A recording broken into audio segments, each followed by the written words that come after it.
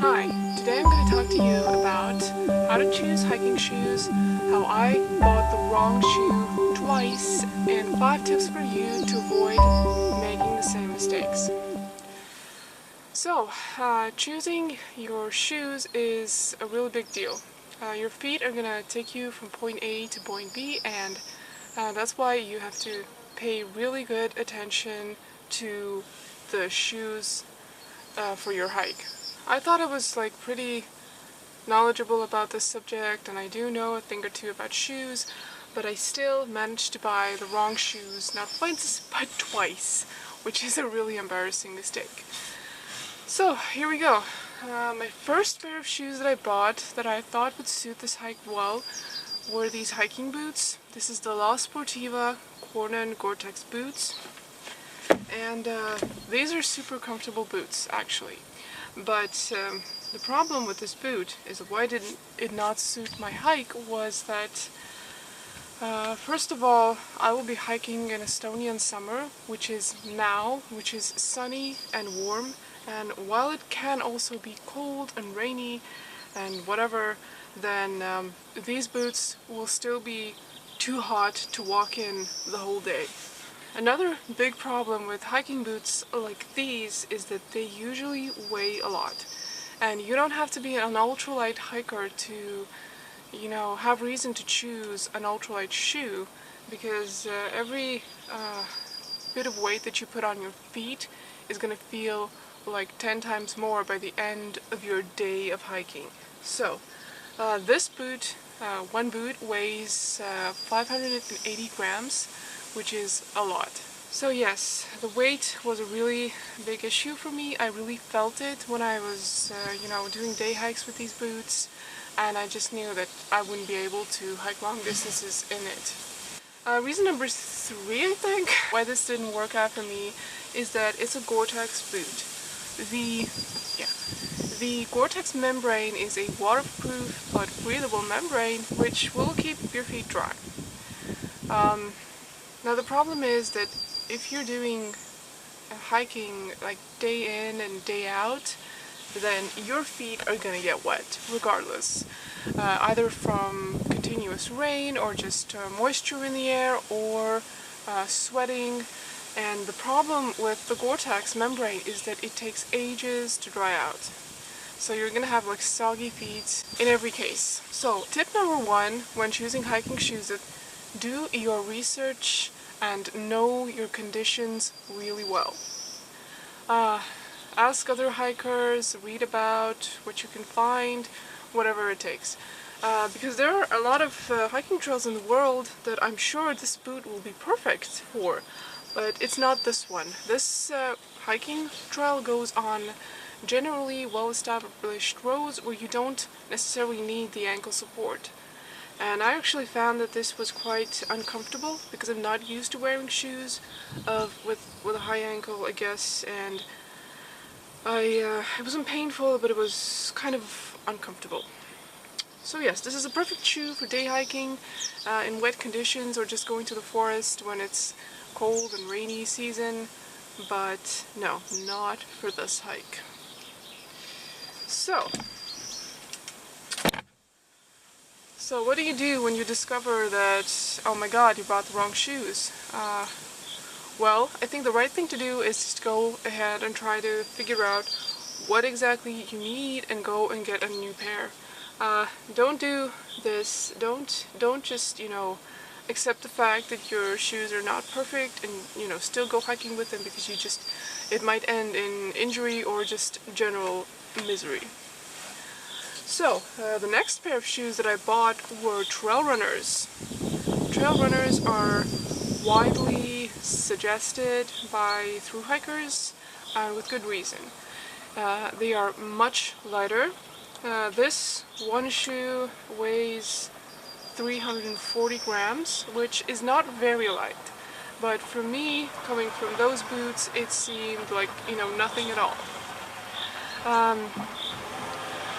This is the Adidas Terex men's version. It's got a nice outsole, it's got a nice upper part. It's mostly textile, so it should be, you know, breathable, and yeah, it's a very comfortable trail runner. Now, why this will not work for me for this hike is that this time I got the size wrong. I was quite desperate when I went to look for some trail runners. I was already, you know, obviously exceeding my budget limit because of this purchase, and I was kind of like, you know, I just need a pair of shoes, please give me one. And I tried them on, and they seemed nice, and they seemed a good fit, and they seemed comfortable, but when I started to wear them more, then I realized that they were too small. So, tip number 2, when you go to buy your hiking shoes or just to try them on, go at the end of the day, and preferably a day where you have been on your feet, not sitting behind your desk, because your foot size is going to be, you know, bigger in the evening if you've spent the whole day on your feet. You don't have to, you know, run a marathon. You can just, you know, have an active day of not sitting all day. And this is the same thing that you're going to have when you're hiking. You're also going to have your feet swell up a little bit, and if that happens and your shoe is too small, it's going to be really horrible. So yes, these are super comfortable, but they are too small for this hike. So, but that wasn't the only problem that I had while I was choosing these shoes. Tip number 3 on choosing your hiking shoes is to buy your socks first and put them on when you go to buy the hiking shoes. I've never worn hiking, you know, like special hiking socks before. I've always worn like sport socks or just regular thin cotton socks. And I had no idea how much they actually add to the sizing. And I chose the Injinji Trail Mini Crew toe sock. And toe socks, they actually, since there is fabric individually around every toe, they are going to make your foot a little bit wider in the toe box. When I started to wear them with these Adidas Terexes, then I realized that my big toe was kind of really uncomfortable. It was kind of against the shoe, and that there really wasn't enough room in my shoe. So yes, it's a good idea to select your socks first, put them on, and try the shoes on with the socks you will be wearing on your hike. So, advice number 3 that I also learned from these shoes, since I tried them on at the shop with thin cotton socks, I had the wrong socks, and then I just couldn't believe that they will not fit with these hiking socks. How do you know that the shoe is the right size if you're kind of feeling unsure?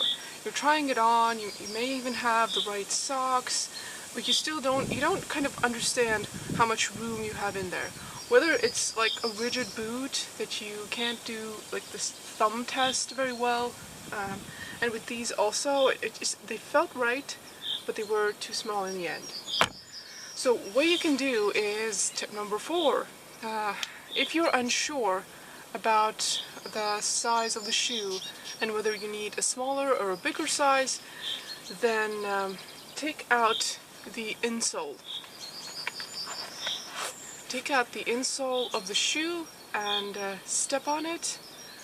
Take out both of the insoles, step on both of them with your socks on, and that will give you an idea of how much room you actually have in this toe area. And this is a really good tip. This is how you buy shoes or like winter boots for your kids who are like age 3 and they can't tell you whether they have enough room in there or not. You know, maybe they just, you know, like that the shoes are pink, whatever.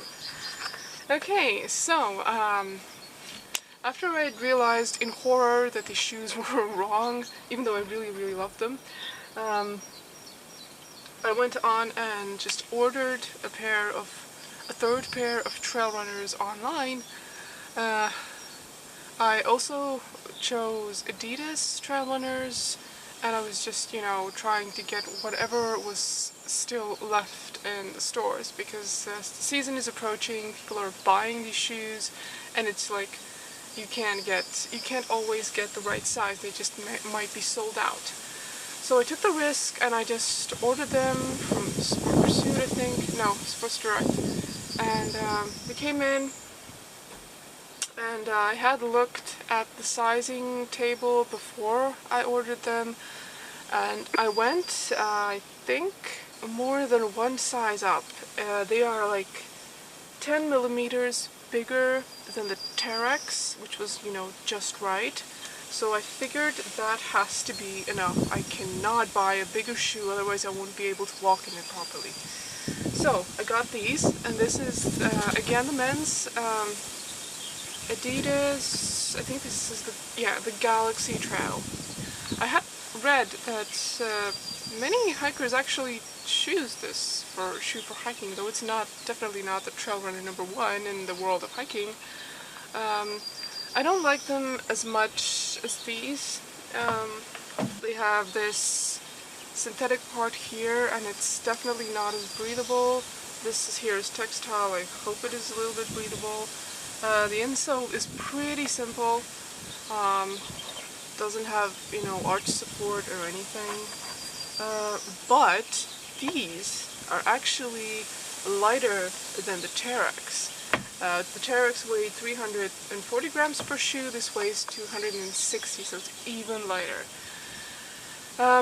So I have tried them on. They seem fine. I guess I'll have to, really walk with them for a while to understand whether or not they're okay, but I believe that this is my final decision into trail shoes. The outsole, it's a little bit different, but I don't need a rugged outsole. I don't have difficult terrain to meddle with, and I think it should be fine.